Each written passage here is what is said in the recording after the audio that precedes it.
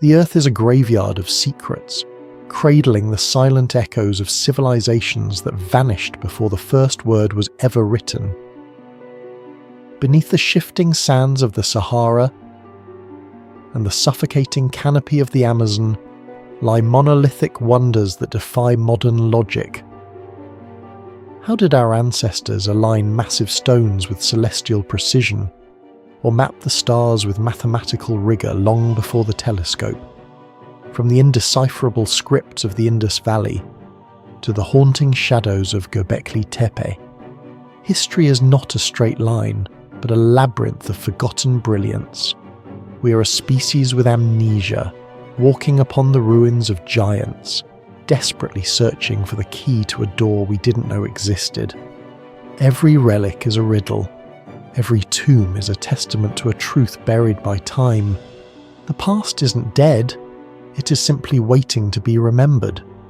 Dare we look into the abyss of the unknown?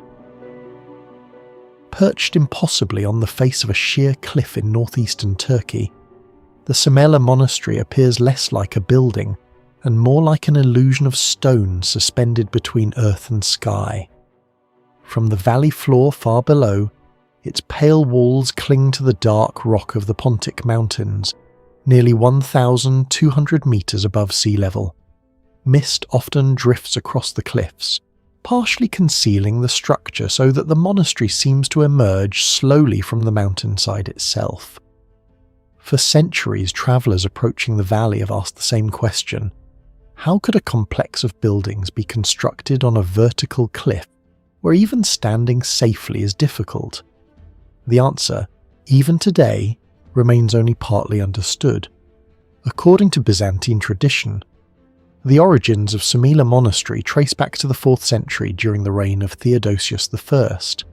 Two Greek monks, Barnabas and Sophronius, are said to have journeyed deep into these remote mountains after experiencing a vision of the Virgin Mary. The story claims that they discovered a sacred icon hidden within a natural cave on the cliffside, an image believed to have been painted by the Apostle Luke himself. Interpreting this discovery as a divine sign, the monks established a small hermitage around the cave, transforming the remote location into a centre of pilgrimage. Whether the icon truly existed, or whether the cave had already been used as a sacred site long before the monks arrived, remains uncertain. But the legend quickly became woven into the identity of the monastery. Over time, the isolated hermitage expanded into a large monastic complex. Significant construction occurred during the era of the Empire of Trebizond in the 13th and 14th centuries, when rulers of the region sponsored major additions to the site. What began as a simple cave sanctuary gradually transformed into a sprawling cluster of buildings carved into and attached to the cliff itself. Chapels, monks' quarters, kitchens, libraries, storage rooms, and a large central church appeared along the rock face. Yet the greatest mystery lies not in the religious history of the monastery, but in the extraordinary engineering that made its existence possible. Constructing any building on steep terrain is difficult, but Sumela was erected on a nearly vertical wall of rock that plunges hundreds of meters down into a forested gorge. Modern engineers studying the site have often wondered how ancient builders managed to transport heavy construction materials to such an inaccessible location. Stone blocks, timber beams, lime plaster, pigments, and roofing materials all had to be hauled up narrow mountain paths long before the development of modern cranes or mechanized equipment. The final stages of construction would have required workers to operate on precarious scaffolding, attached directly to the cliff face, assembling walls that projected outward into empty air. Even today, the idea of constructing a multi-story complex in such a position would challenge modern safety standards. Another remarkable aspect of Sumela Monastery is the way its architecture merges with the mountain itself. Rather than simply attaching buildings to the rock, many chambers were carved directly into the cliff. Natural caves were enlarged and shaped into rooms, while exterior walls were built outward to enclose them. This hybrid technique of excavation and masonry created structures that appear to grow organically from the stone. In some sections, the mountain forms the back wall, floor, and ceiling of entire rooms, dramatically reducing the amount of construction material required. Similar rock-cut architecture can be seen in places like Petra or the cave monasteries of Cappadocia. Yet even among these examples, Sumela stands apart because it combines excavation with suspended external buildings. The monastery also contained a sophisticated system for collecting and transporting water along the mountainside. Channels carved into the rock carried fresh water from springs higher in the forest down to reservoirs within the complex. Remnants of stone aqueducts and ceramic pipes indicate that the monks engineered a carefully planned hydraulic network that allowed the community to survive in an otherwise inhospitable location. Designing such a system required precise knowledge of gradients and water pressure, particularly when the channels had to cling to the uneven surface of a cliff. Inside the monastery, the walls of the main church reveal another layer of mystery. Vibrant Byzantine frescoes cover ceilings and arches, depicting scenes from the life of Christ, the Virgin Mary, and numerous saints. Although many of the paintings have suffered damage over time, their colours remain surprisingly vivid despite centuries of exposure to humidity, wind, and fluctuating mountain temperatures. The pigments used in these frescoes were derived from mineral compounds mixed into wet plaster, allowing the colours to bond chemically with the wall surface as it dried. This technique, known as true fresco, was widely used in Byzantine art. Yet the durability of the paintings at Sumela is particularly remarkable, given the harsh conditions of the mountains. Comparisons with other cliffside monasteries across the ancient and medieval world reveal that Sumela belongs to a broader tradition of religious architecture built in extreme environments. In Greece, the monasteries of Meteora were constructed atop towering stone pillars during the 14th century, while in Ethiopia the rock-hewn churches of Lalibela were carved directly into volcanic rock. Now, each of these sites demonstrates a similar desire among monastic communities to withdraw from the distractions of ordinary life and establish sacred spaces in remote landscapes. Yet Sumela differs from them in a crucial way. Instead of standing on top of cliffs or being carved downward into the earth, it clings horizontally to a vertical wall suspended above a deep valley. Throughout its long history, the monastery survived dramatic political changes. The region passed from Byzantine control to the Empire of Trebizond, and later to the Ottoman Empire. Despite these shifts in power, the monastery continued to function as an active religious centre for centuries. Pilgrims travelled through the mountains to visit the shrine of the Virgin Mary, and emperors occasionally granted protection and financial support to the monastic community. Its isolated position may have played a role in preserving it during times of conflict, as the monastery was difficult to reach and held little strategic value for armies moving through the region.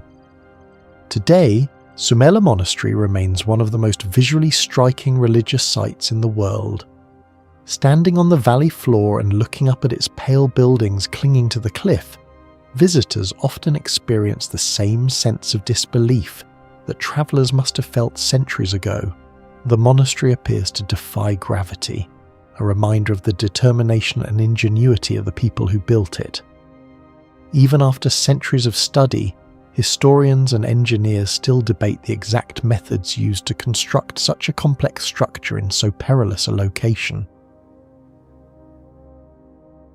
Hidden deep within a lush river valley in the highlands of Bali stands one of Southeast Asia's most enigmatic ancient monuments.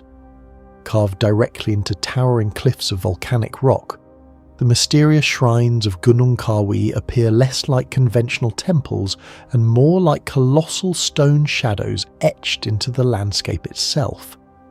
Rising several meters high and framed by dense jungle and flowing water, these monumental carvings have silently overlooked the Pakarasan River for nearly 1,000 years. Despite centuries of study, many aspects of their creation remain uncertain, and the site continues to provoke questions about the engineering abilities, spiritual beliefs, and political ambitions of the ancient Balinese kingdom that built them. The history of Gunung Kawi begins in the early 11th century, during a time when Bali was ruled by powerful Hindu dynasties closely connected to the royal courts of Java. Yet the modern rediscovery of the site occurred much later.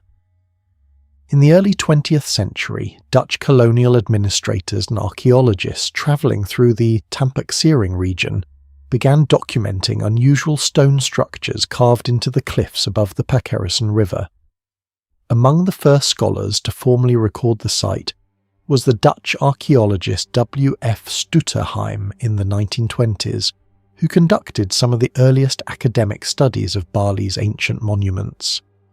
Local villagers had long known of the carvings, but it was through these early archaeological surveys that Gunung Kawi was introduced to the wider scholarly world.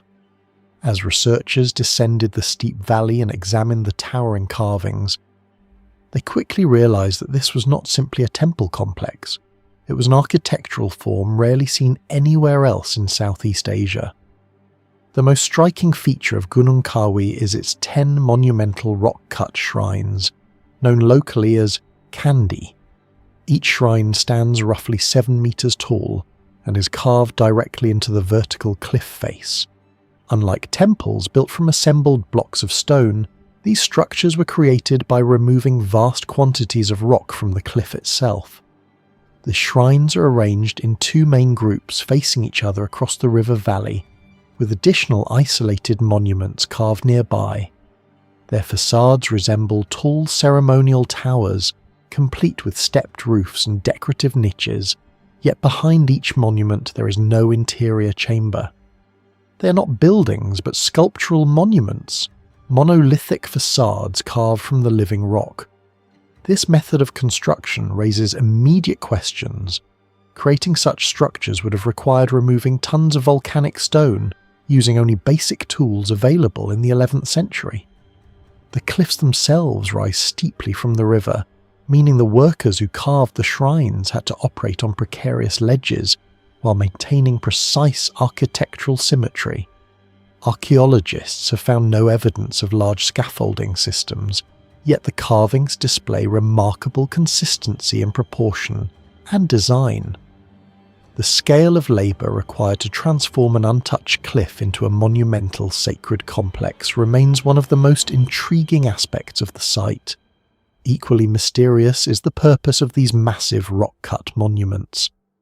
Most scholars believe that Gunung Kawi functioned as a royal memorial complex associated with the Balinese king Udayana and his descendants, particularly the ruler Anak Wungsu, who governed Bali during the 11th century. Ancient inscriptions discovered nearby refer to sacred monuments connected to the royal family, leading some historians to interpret the shrines as symbolic memorials honouring deceased kings and queens. Yet this interpretation is not universally accepted.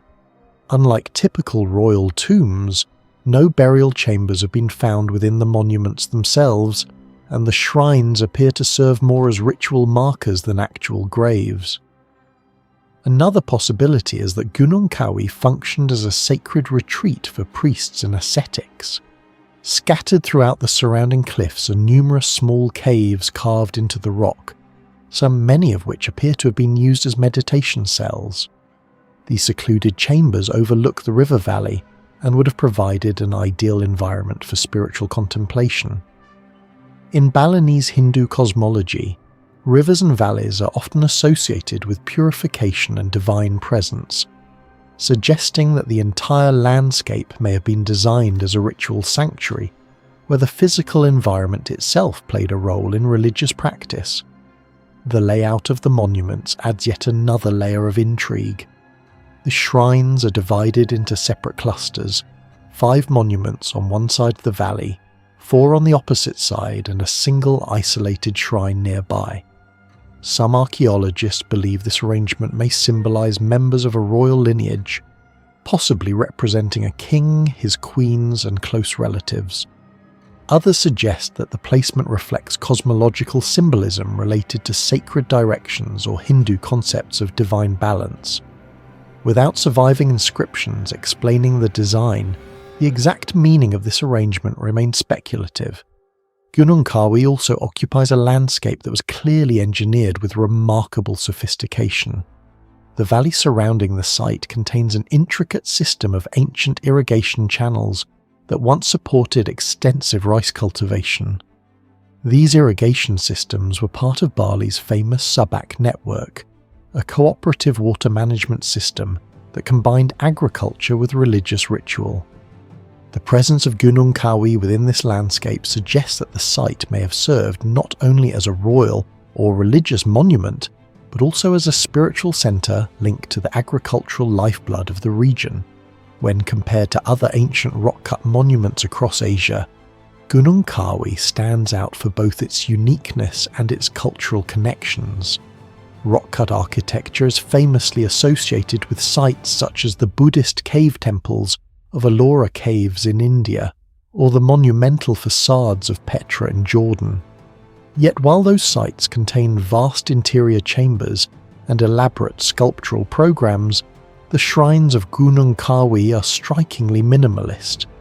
They emphasize exterior form rather than internal space, suggesting a symbolic rather than functional architectural purpose. In Southeast Asia, few monuments share this exact style, making Gunung Kawi one of the most unusual expressions of rock-cut architecture in the region. Despite decades of archaeological research, many questions about Gunung Kawi remain unresolved. How exactly did ancient builders carve such large and symmetrical structures into steep cliffs using limited technology? Why were the shrines created as monumental facades rather than usable temple buildings? And what precise rituals once took place within this secluded valley? These uncertainties have transformed Gunung Kawi into one of the most captivating archaeological mysteries in Indonesia. Today, visitors who descend the long stone stairway into the Pakarasan River Valley often describe a powerful sense of timelessness. The jungle presses close against the cliffs, the sound of water echoes through the valley, and the towering stone shrines stand silent against the rock as they have for nearly a millennium. Weathered by centuries of rain and tropical growth, they remain both monumental and enigmatic, silent witnesses to a lost chapter of Balinese history. In the end, Gunung Kawi is not simply an ancient temple complex. It is a rare fusion of landscape, architecture, and spiritual symbolism carved directly into the living earth. The site reveals the extraordinary creativity of a civilization that shaped sacred space not by building upon the land, but by sculpting the land itself. And even after nearly 1,000 years, the stone monuments of Gunung Kawi continue to guard their secrets, inviting historians and travellers alike to wonder what deeper story still lies hidden within the cliffs of Bali.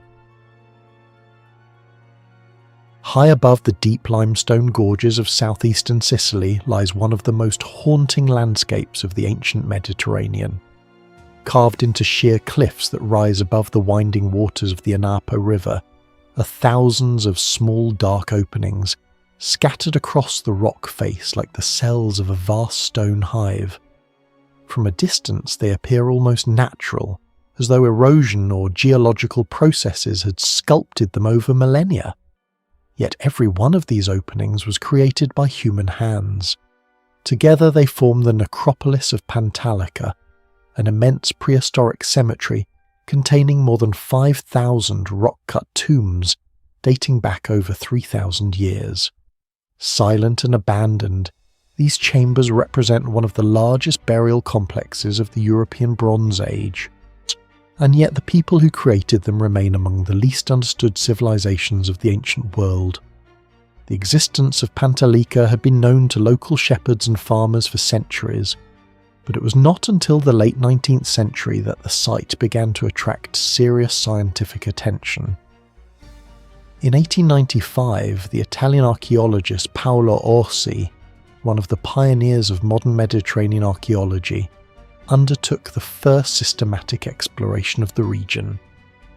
Travelling through the rugged terrain of southeastern Sicily, Orsi encountered the strange honeycomb pattern carved into the cliffs surrounding the Anapo Valley. At first glance, he believed he'd discovered only a small cluster of prehistoric tombs, but as he continued surveying the valley, he realised the true scale of the site. Tomb after tomb appeared along the canyon walls, extending for kilometres along the limestone ridges. What he had found was not a burial ground, but an entire landscape transformed by death, a monumental necropolis unlike anything previously documented in Sicily. Through careful excavation and analysis of grave goods, Orsi concluded that the cemetery belonged to a civilization known today as the Sicels, an ancient people who inhabited eastern Sicily during the Late Bronze Age and Early Iron Age. The tombs date roughly from the 13th to the 7th centuries before Christ, a period of profound change across the Mediterranean world. At the same time that the Mycenaean kingdoms of Greece were collapsing and new cultures were emerging around the sea, communities in Sicily were carving thousands of burial chambers into the cliffs of Pantalica. Yet from the beginning, the site raised more questions than it answered. One of the most striking mysteries is simply the scale of the necropolis itself.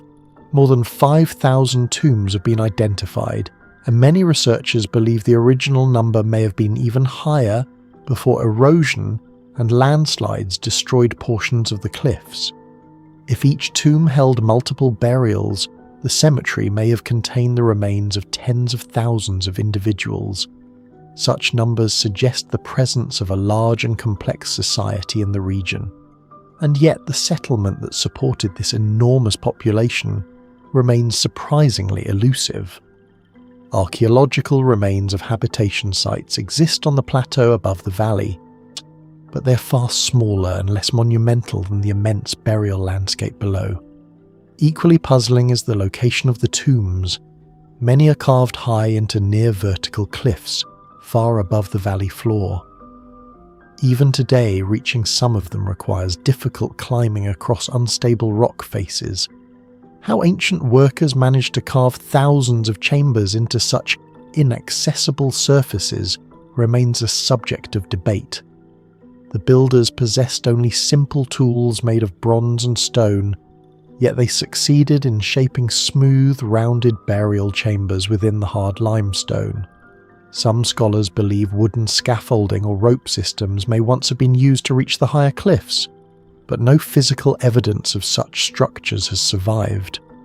The result is a construction effort that seems almost unimaginable when viewed from the valley below. The design of the tombs themselves adds another layer to the mystery. Most consist of small oval or rectangular chambers cut directly into the rock, often sealed originally by stone slabs or walls of rubble. Their interiors are modest, sometimes barely large enough for a single body. Yet despite their simplicity, the tombs display a remarkable consistency in form and size.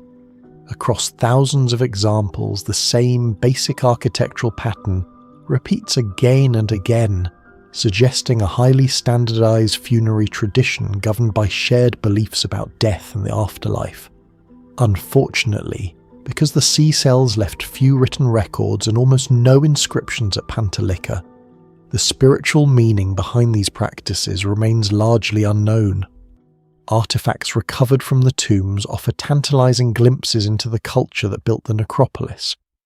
Bronze weapons, pottery vessels, ornaments and tools have been found among the burials, indicating a society with sophisticated craftsmanship and trade connections across the Mediterranean. Some objects show clear influence from Mycenaean Greece and other distant regions, hinting that the communities of Pantalica were not isolated, but part of a wider network of cultural exchange. Even so, the exact political structure of the society, whether it was a loose tribal confederation or a centralized kingdom, remains uncertain. Another intriguing aspect of Pantalica is its geographic setting. The necropolis occupies a plateau surrounded on three sides by steep river gorges carved by the Anapo and Calcinara rivers. This natural fortress would have been extremely defensible, offering protection from invading forces during a turbulent era of Mediterranean history. Some archaeologists believe the plateau above the necropolis once supported a large fortified settlement that served as the political centre of the region. If this interpretation is correct, Pantalica may have been both a city of the living and a monumental city of the dead, its cliffs transformed into a sacred landscape that commemorated generations of inhabitants. When compared with other ancient burial complexes, Pantalica stands out for both its scale and its setting. Rock-cut tombs are known throughout the Mediterranean world, from the Lycian tombs of Anatolia to the monumental facades of Petra in Jordan. Yet most of those sites date from later historical periods and display elaborate architectural decoration. The tombs of Pantalica are far older and far simpler, representing an earlier stage in the evolution of rock-cut funerary architecture. In this sense, the necropolis forms an important bridge between prehistoric burial traditions and the more monumental stone tombs that would appear centuries later across the ancient world. Despite more than a century of archaeological research, large parts of Pantalica remain unexplored. Dense vegetation covers much of the plateau, and many tombs lie hidden within remote corners of the valleys. Erosion continues to reshape the cliffs, occasionally revealing new chambers or collapsing old ones. Each discovery adds another fragment to the story of the cycles, yet the broader picture remains incomplete. Who exactly were the people who carved these thousands of tombs into the stone? What social system organised such a vast funerary project? And why did this remarkable centre eventually decline as Greek colonies spread across Sicily during the early first millennium before Christ? Today, the necropolis of Pantalica stands as one of the most extraordinary archaeological landscapes in Europe. Wind moves through the deep gorges, birds circle above the cliffs, and the dark openings of the tombs stare silently across the valley as they have for more than 3,000 years.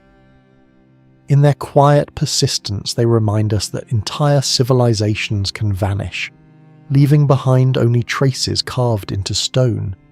Yet those traces continue to challenge modern understanding, inviting archaeologists to reconstruct the forgotten world of the cycles and the mysterious society that transformed a rugged Sicilian canyon into one of the greatest cities of the dead in ancient history.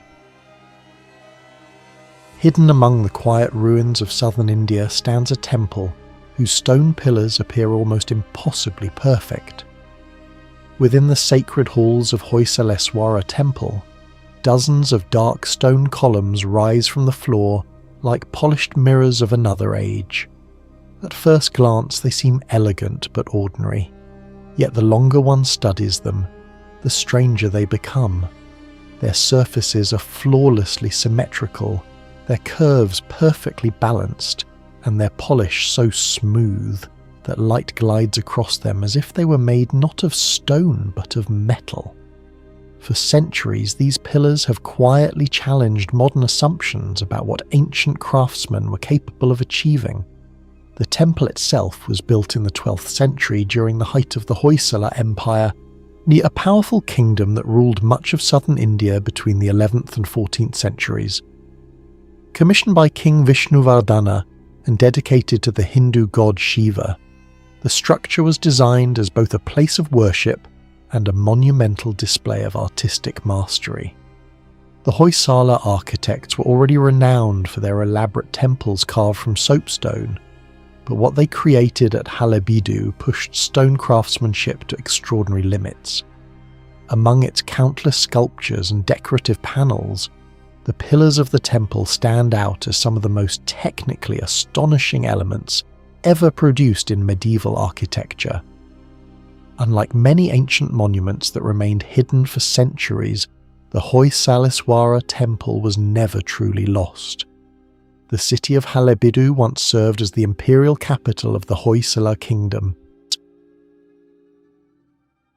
And even after invasions in the 14th century damaged parts of the temple complex, the structure remained visible to local communities. However, the wider world began to learn about its extraordinary craftsmanship during the 19th century, when British surveyors and antiquarians travelling across India started documenting ancient sites. Among the early scholars who studied the temple in detail was the British archaeologist James Fergusson, whose writings on Indian architecture in the 1800s drew attention to the remarkable precision of Hoysala stonework. Later, systematic research conducted by the Archaeological Survey of India brought the temple international recognition and helped preserve the fragile carvings that had survived for centuries. Yet even after more than 100 years of academic study, many aspects of the temple's pillars remain difficult to explain. The most striking mystery lies in their astonishing geometric perfection. Many of the pillars appear to have been shaped using a process similar to mechanical turning, producing smooth cylindrical surfaces and symmetrical rings that resemble the results of a modern lathe. These so-called lathe-turned pillars have perfectly balanced curves and concentric patterns that repeat with remarkable consistency. To achieve such symmetry, the stone would normally need to rotate while tools gradually shaped it, a method common in metalworking but rarely associated with ancient stone carving. The question that continues to intrigue historians is simple but profound. How could 12th century artisans create shapes so mathematically precise using only hand tools? The stone used in the temple provides part of the answer but also deepens the mystery.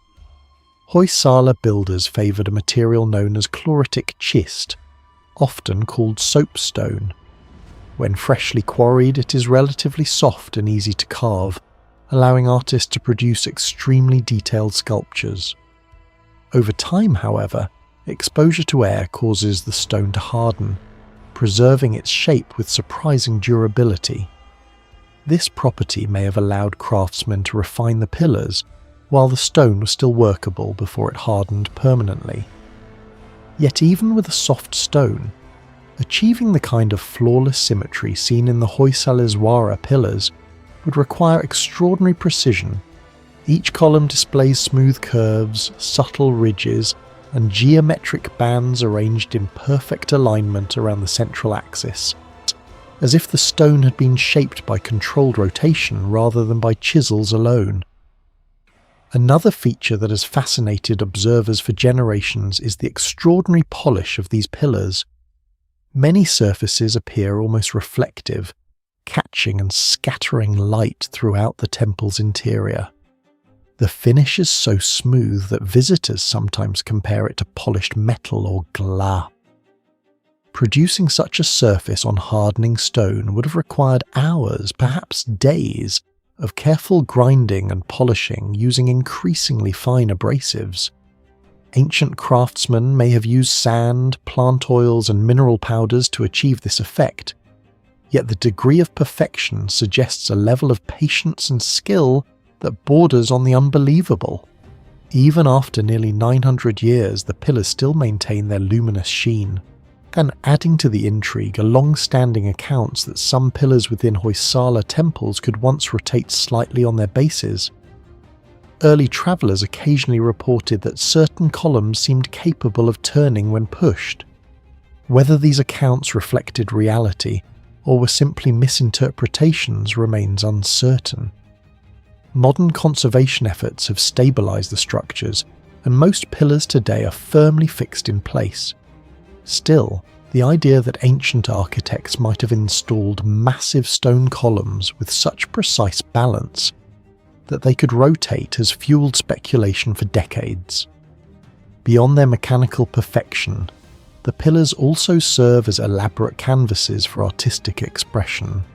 Around their surfaces, delicate carvings depict dancers, deities, mythical creatures, and complex floral patterns. The sculptures often measure only a few millimeters in depth, yet their details remain astonishingly sharp.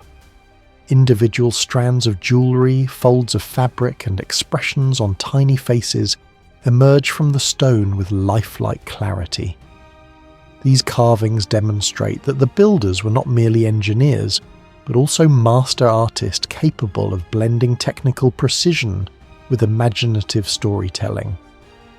When compared with other monuments of the same era, the pillars of Hoysaleswara temple occupy a unique place in architectural history. Medieval temples across India certainly display exceptional craftsmanship, particularly in regions such as Khajuraho and Belur. Yet the near-mechanical symmetry of the Hoysala pillars sets them apart. In Europe during the 12th century, and cathedral builders were experimenting with soaring arches and stained glass windows, but their stone columns were generally shaped through conventional masonry techniques, rather than precision turning. Meanwhile, in Southeast Asia, the Khmer Empire was constructing the monumental temples of Angkor, where sandstone blocks were carved with remarkable skill, yet rarely exhibit the perfectly cylindrical forms seen in Halebidu. This contrast suggests that Hoysala artisans developed a distinctive tradition of stoneworking that reached an unusual level of refinement. The broader temple complex reinforces this impression of extraordinary craftsmanship. Surrounding the pillars are thousands of sculpted panels depicting scenes from Hindu epics such as the Ramayana and the Mahabharata. Rows of elephants, lions, and mythical beasts march along the temple's outer walls in continuous friezes that stretch for hundreds of meters. Each figure is carved with meticulous care, and no two appear exactly alike. The result is an architectural tapestry in stone, where structure and storytelling merge into a single artistic vision. Despite decades of study, the pillars of Hoysaleswara temple continue to inspire both admiration and curiosity. Archaeologists generally attribute their creation to the exceptional skill of Hoysala craftsmen combined with the unique properties of soapstone. However, the precise techniques used to achieve such symmetrical shapes remain partly speculative. No ancient manuals describing the process have survived, and the tools used by the builders have rarely been found. As a result, the pillars remain silent witnesses to a tradition of craftsmanship whose full methods may never be completely understood. Standing inside the dim halls of the temple today, one can watch sunlight filter through the entrance and glide across the polished columns. The light traces the smooth curves and intricate carvings just as it did centuries ago when the temple was new. In that moment, the pillars seem less like static relics, and more like echoes of a forgotten workshop where artists and engineers worked side by side, transforming blocks of stone into objects of astonishing precision. Nearly 1,000 years after they were carved, the pillars of Hoysaleswara temple continue to challenge modern assumptions about ancient technology. They remind us that history is not simply a record of gradual progress, but also a story of remarkable achievements that can still surprise us. And in the quiet shadows of Halebidu, those perfectly balanced columns still pose the same enduring question: just how advanced were the craftsmen who shaped them so long ago? On a windswept island in the far north of Scotland, where the North Atlantic crashes relentlessly against low cliffs and grassy fields, lies one of the most extraordinary glimpses into humanity's distant past. Hidden for thousands of years beneath drifting sand on the small island of Papa Westray in the Orkney archipelago stands Knap of Howar, a structure so ancient that it predates the pyramids of Egypt, the first cities of Mesopotamia, and even the earliest phases of Stonehenge. At first glance, the ruins appear modest, two small stone houses partially embedded in the earth. Yet beneath this simplicity lies something astonishing: the best preserved Neolithic dwelling in northern Europe, and one of the oldest surviving stone houses on Earth. More than 5,000 years ago, long before written language or metal tools became widespread, People here constructed a permanent home so durable that its walls still stand today. The story of how this remarkable site came to light is almost as fascinating as the structure itself. For centuries, the ruins of Knap of Howar remained hidden beneath layers of windblown sand along the western coast of Papua Westray. Local farmers were aware that strange stones occasionally appeared in the soil, but their true significance was not understood until the early 20th century. In the 1920s, powerful coastal storms stripped away sections of sand from the shoreline, exposing the tops of stone walls. Archaeologists soon recognized that these were not natural formations, but the remains of an ancient settlement. Formal excavations began in 1929 under the direction of the archaeologist William Trail, revealing a discovery that would transform understanding of early Neolithic life in the British Isles. As the sand was carefully removed, two interconnected stone houses emerged almost completely intact, their walls rising more than a metre high and their internal features astonishingly well preserved. It quickly became clear that the site dated to approximately 3500 to 3000 BCE, making it one of the earliest known permanent stone houses in Europe. What makes Knap of Howar extraordinary is not only its age but the surprising sophistication of its design. The settlement consists of two rectangular houses connected by a passageway, both constructed from thick sandstone slabs carefully stacked without mortar. Despite the apparent simplicity of this technique, the walls remain remarkably stable even after 5 millennia of Atlantic winds and storms. The builders clearly understood how to select and position stones so that their natural weight and shape created a strong interlocking structure. The walls are exceptionally thick, forming a protective barrier against the harsh climate of the North Atlantic. Even more impressive is the way the houses were partially sunk into the ground, a deliberate design that would have helped insulate the interior from cold winds and retain warmth from the central hearth. Inside the larger of the two houses lies one of the most remarkable features of the site, a complete set of stone furniture. Built directly into the structure are stone beds, stone shelves, and a large stone dresser positioned opposite the entrance. But this arrangement is strikingly similar to the layout of later traditional houses in the Scottish Highlands, where an ornamental cabinet or display shelf often stands directly across from the doorway. The presence of such architectural conventions in a house more than 5,000 years old raises fascinating questions. Were these layouts already part of a cultural tradition that would continue for millennia? Or did practical necessity, such as maximizing warmth and light, naturally lead different societies to similar solutions? Archaeological evidence suggests that the inhabitants of Knap of Howar were not merely surviving in a harsh environment, but living within a relatively stable agricultural community. Excavations uncovered fragments of pottery belonging to the early Neolithic unstand-ware tradition, along with bones of domesticated cattle and sheep.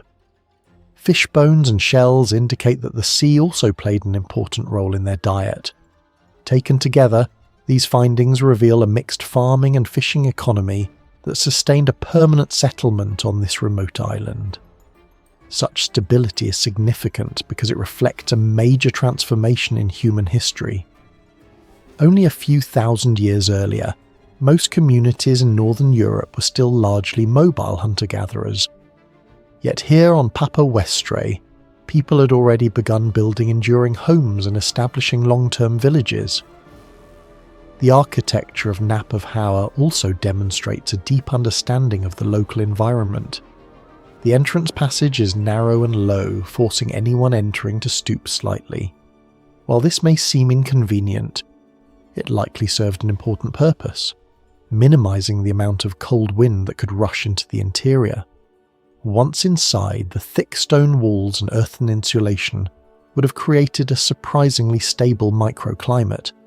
At the center of the room, a hearth provided heat and light. while smoke probably escaped through openings in the roof constructed from organic materials such as driftwood and turf. Although the roof itself has long since vanished, its existence can be inferred from the layout of the interior and the distribution of soot marks discovered during excavation. Yet despite decades of study, several mysteries remain unresolved.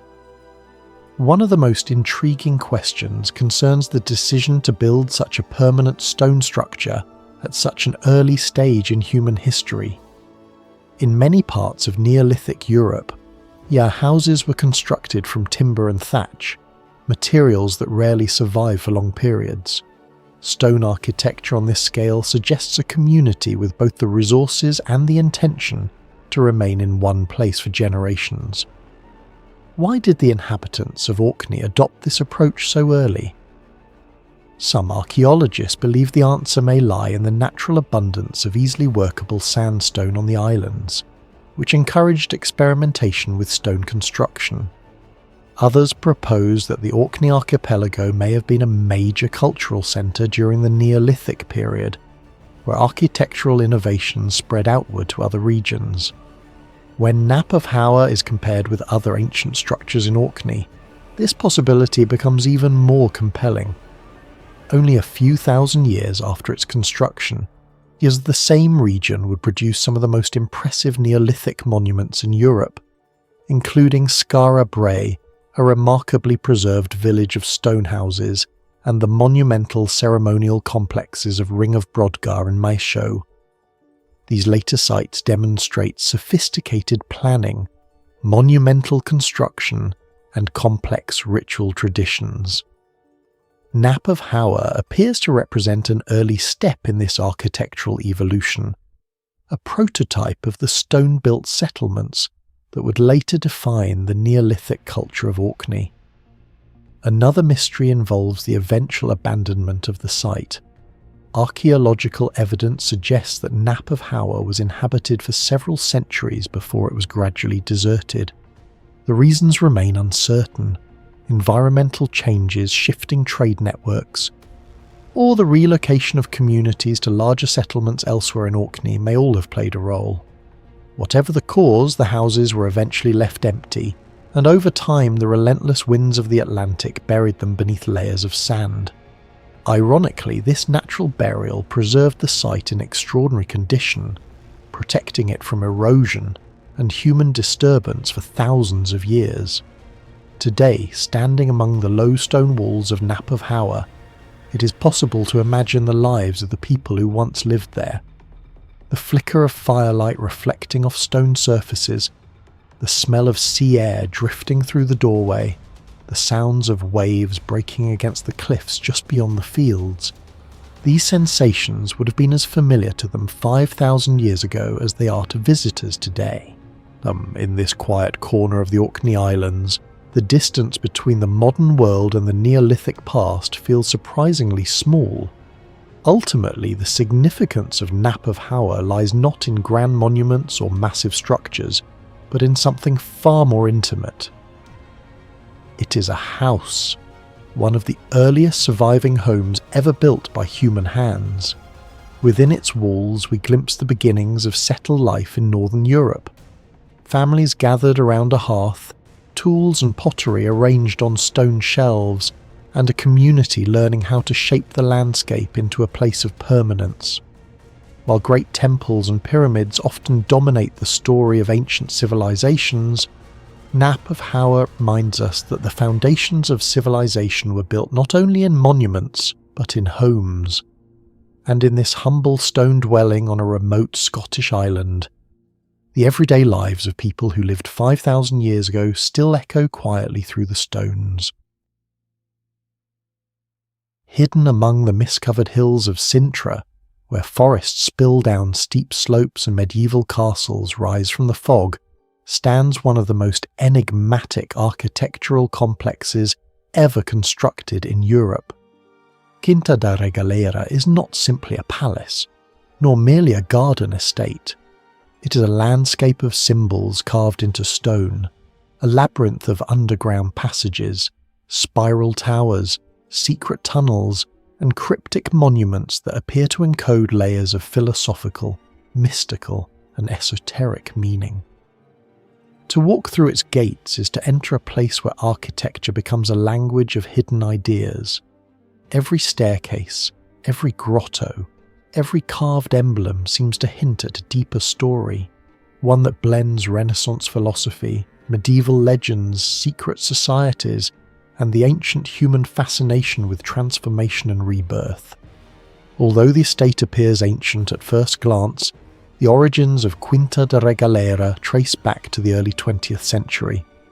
The property was purchased in 1904 by a wealthy Brazilian-Portuguese businessman named Antonio Augusto Carvalho Monteiro, a man known not only for his immense fortune, but also for his intense fascination with alchemy, mythology, mysticism, and the secret traditions of European history. Monteiro commissioned the Italian architect Luigi Manini, an artist deeply influenced by Gothic, Renaissance, and Manueline architectural styles, to design a complex unlike anything else in Portugal.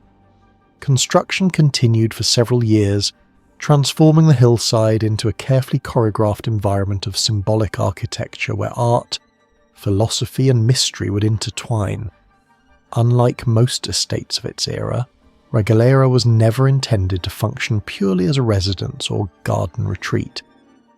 Monteiro envisioned something far more unusual, a physical representation of esoteric philosophy. Rather than following conventional design principles, the estate was laid out according to symbolic pathways reflecting themes found in Hermeticism, alchemy, Rosicrucian traditions, and the legendary heritage of the Knights Templar. As construction progressed, tunnels were carved into the earth, grottos were sculpted into the hillside, towers rose above the trees, and elaborate stone carvings appeared across the estate. The result was not simply architecture, but a carefully staged journey, guiding visitors through a sequence of spaces that seemed to mirror the symbolic passage from darkness toward enlightenment. At the centre of Regaleira's enduring mystery lies its most famous structure, the Initiation Well. At first glance, it resembles a deep stone well descending into the earth, yet it was never designed to collect water. Instead, the well spirals downward approximately 27 metres through a narrow shaft, lined with a staircase that coils along the wall in 9 circular terraces.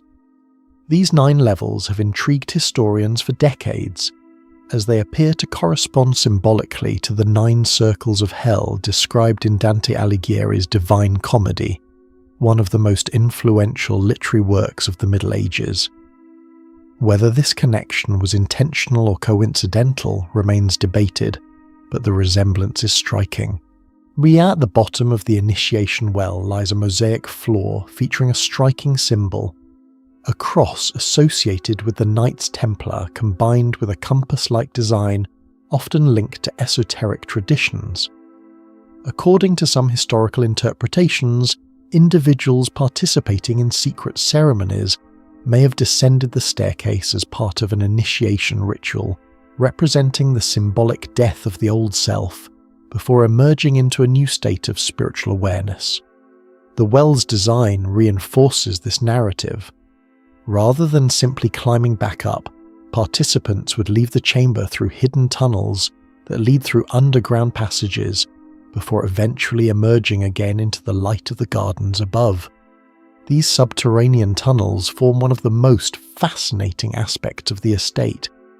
Beneath the lush vegetation and ornate terraces lies a network of winding passageways connecting wells, grottos, caves, and hidden exits throughout the property. Some tunnels pass beneath artificial lakes where stepping stones appear to float across dark water, while others open into chambers illuminated only by faint shafts of natural light filtering through stone openings above. The purpose of this underground network remains partly speculative.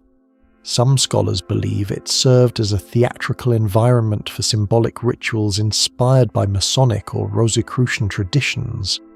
while others suggest it was designed purely as an allegorical journey through philosophical themes of transformation and enlightenment. Symbols scattered throughout the estate strengthen these interpretations. Carved stone crosses reminiscent of the Knights Templar appear alongside alchemical motifs, mythological figures, and geometric patterns associated with sacred mathematics. Pentagrams, serpents, spirals, and astrological references appear in architectural details, garden layouts, and sculpted decorations.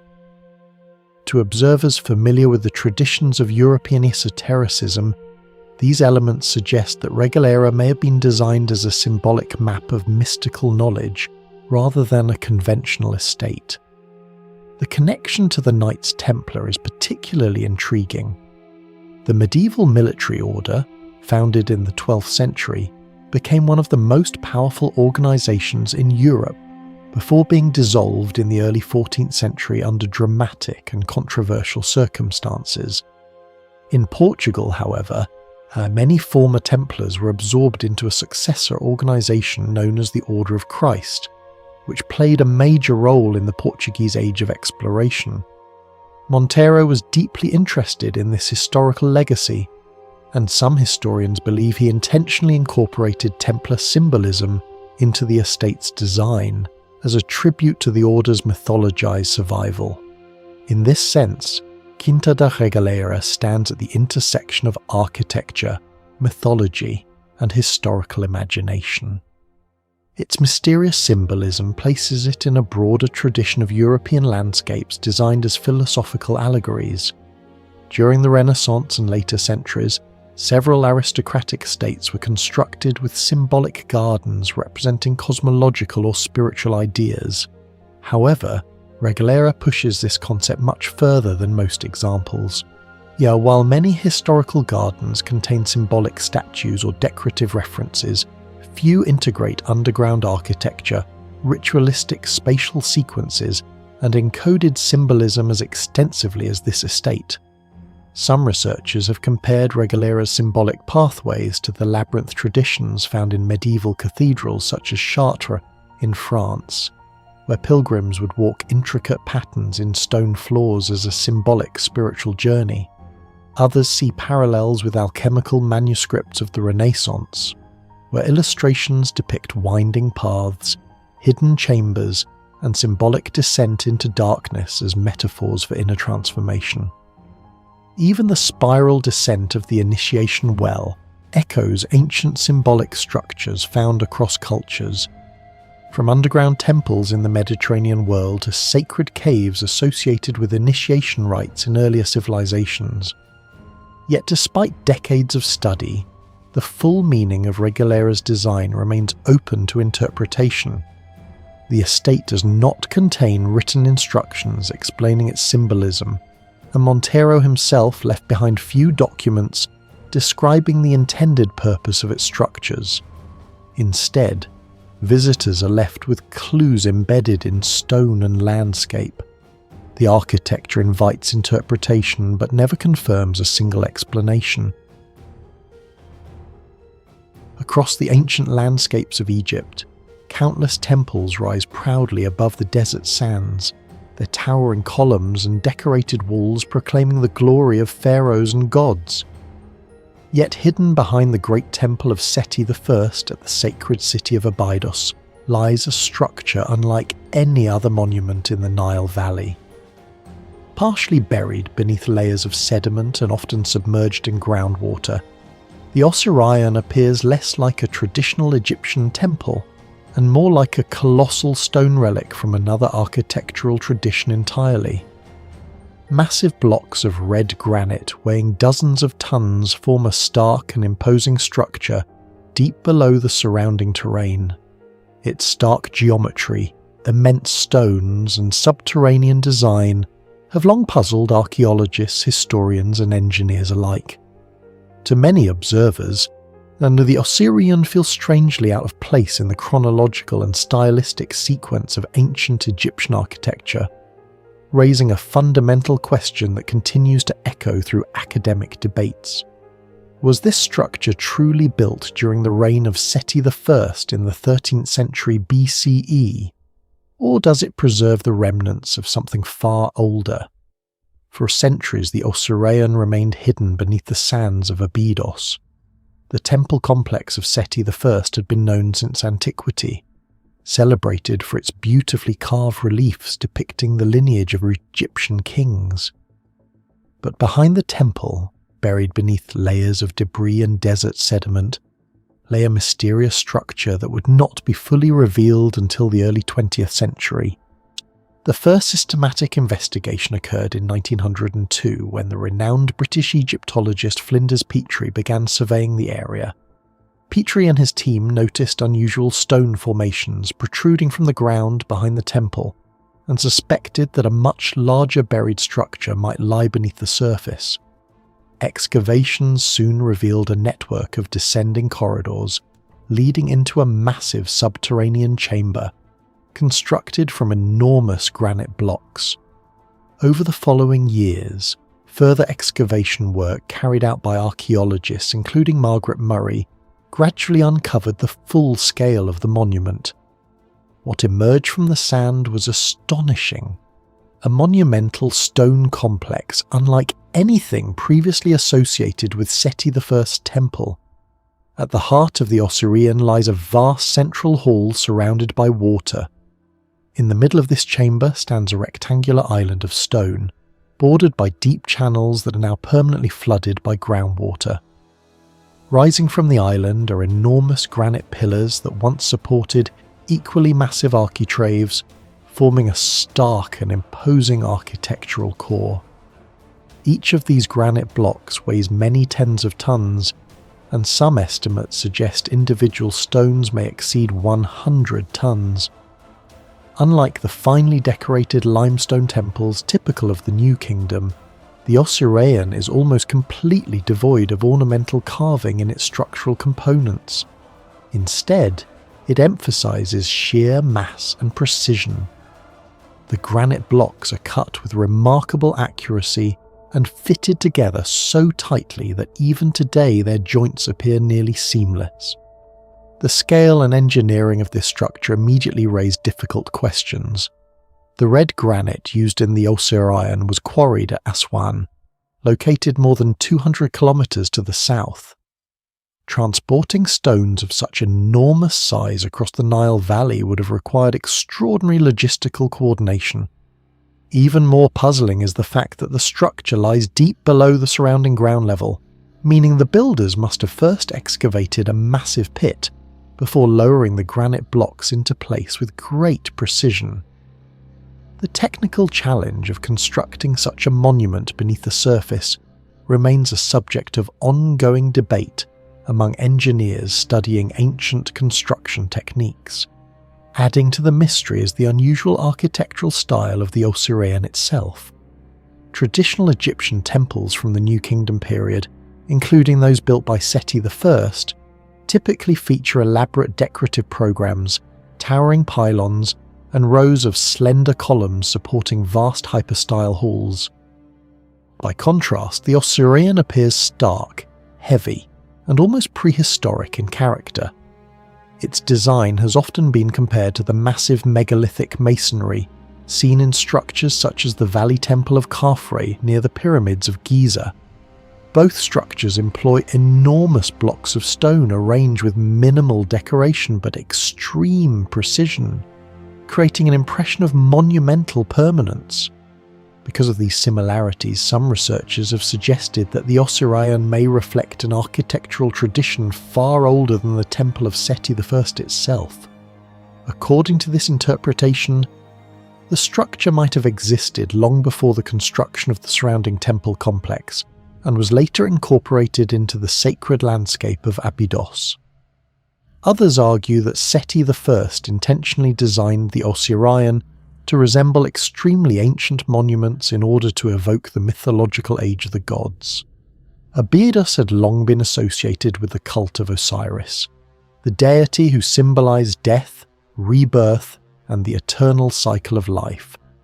By constructing a deliberately archaic monument deep beneath the temple, Seti I may have sought to create a symbolic representation of the primeval world of the underworld. The layout of the Osireion reinforces this interpretation. The flooded channels surrounding the central island evoke ancient Egyptian cosmological ideas about the primordial waters from which creation first emerged. In Egyptian mythology, the universe began as a vast ocean of chaos, from which a small mound of land rose to form the first stable ground. The central island of the Osireion may symbolize this mythical moment of creation, while the surrounding water represents the endless waters of the cosmic abyss. Within this symbolic landscape, the monument could have functioned as a sacred space, connected to the journey of the soul through the underworld. Further evidence of religious symbolism appears in the decorated passages leading into the structure.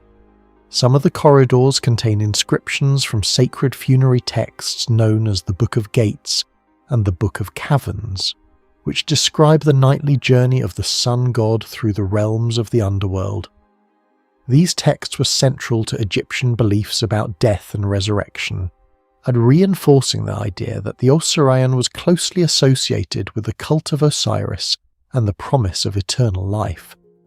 Despite these symbolic interpretations, the Osireion continues to challenge modern understanding of ancient Egyptian engineering. The immense size of the granite blocks, the depth of the subterranean construction, and the unusual architectural style all contribute to the sense that the monument occupies a unique place within Egyptian history. Unlike the pyramids or the temples of Luxor and Karnak, which fit comfortably within well-established architectural traditions, the Osireion appears to belong to a category of its own. Today the monument remains partially flooded and only partially accessible, adding to its aura of mystery.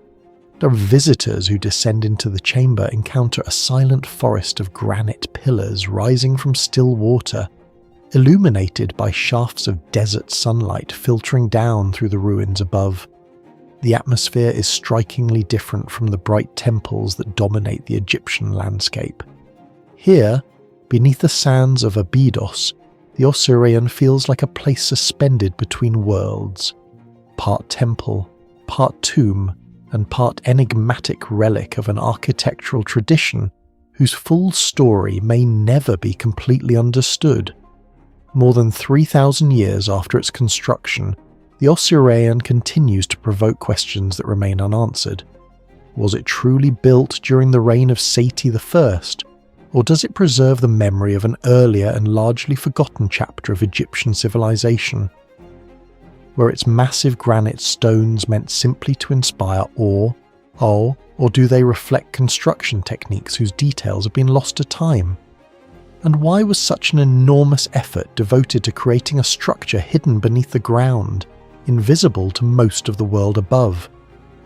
In the quiet darkness beneath the Temple of Abydos, these questions linger among the granite pillars and flooded corridors. The Osireion stands not only as a monument to ancient craftsmanship, but also as a reminder that even in a civilization as extensively studied as ancient Egypt, there are still places where history fades into mystery.